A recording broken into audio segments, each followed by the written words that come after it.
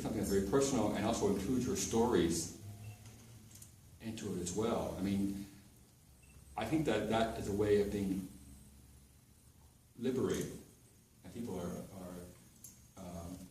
coming together in a way that would not necessarily be possible otherwise. People that might necessarily bump into each other, or thought a conversation at Safeway or the bank, but the idea of being able to meet people in a way that's sharing their stories and using something that is as simple as their clothes to weave and crochet into something larger. That I think is a very powerful way of how individuals can come together in a community and not have to worry about, you know, what constantly is dividing them. What are the stereotypes that keeps us apart? Which I think is a way of how governments navigate and control populations, is keeping us divided among our ethnic, racial, spiritual, religious roles and stereotypes. But this, I think, is a way of being able to take people out of that for a while, you know, and unite on something that's a lot bigger than what we've been socialized to believe is important.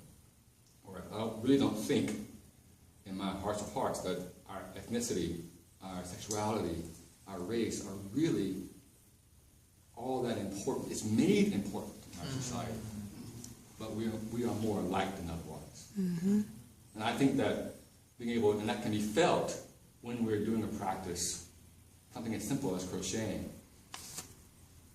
It can be felt and not have to be spoken. I don't want to get there and go, okay, now I'm glad you're all here, I'm glad you're crocheting, let me tell you why. You know, that's kind of, it just throws you out of your own, that's right, throws you out of the experience. I think that, and I'm glad you mentioned that, because I think that these reference the experience.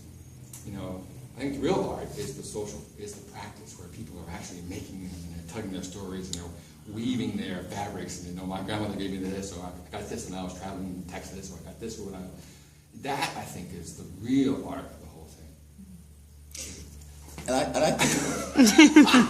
I think the fact that it is a semi-automatic practice. I mean, the crocheting and even the knitting together of the fabric that's going to be crocheted. I mean, the weaving together of the fabric that's going to be crocheted, or even the cutting of it.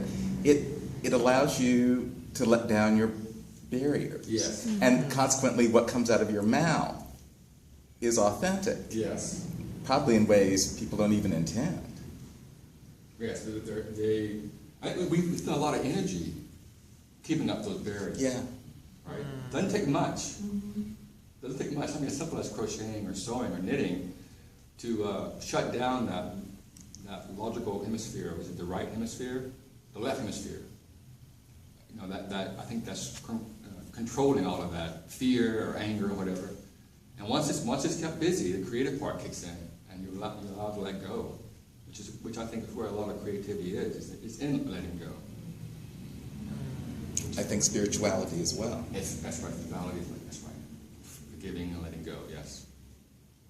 So I think, and I don't for a moment doubt that this is a part of a healing process, not just for me as the artist, but for people who